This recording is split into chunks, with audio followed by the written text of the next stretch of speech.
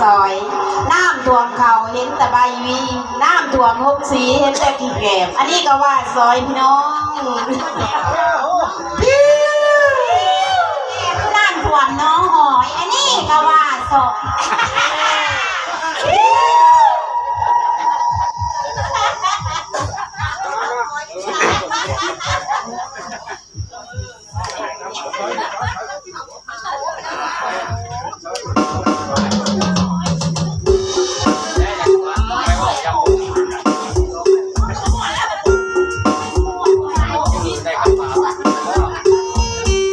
หมอซอยผู้ชายอยู่ทางไหนเนาะ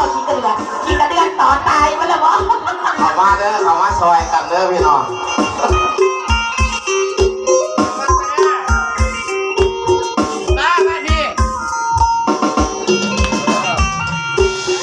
พ่อบ้านมาแล้วแม่นั่งกินแถวหัดบ่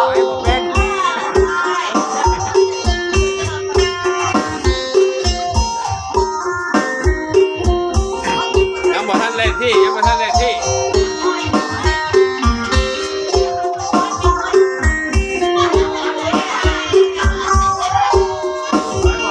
ชนพู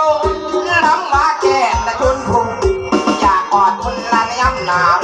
เจ้าภูเขาละพ้นคอนอยากกอดกินกว่าย้ำหอม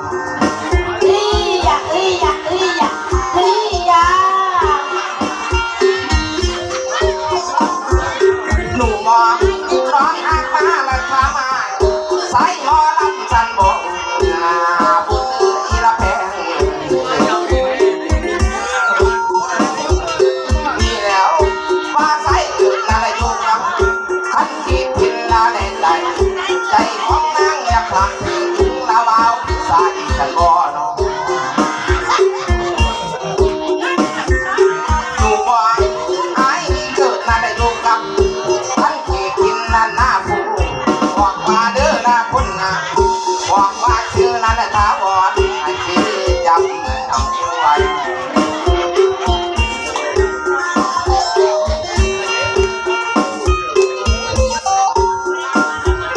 อยู่ว่าไอ้ที่มานั่นเห็นน้องของการตัวมัก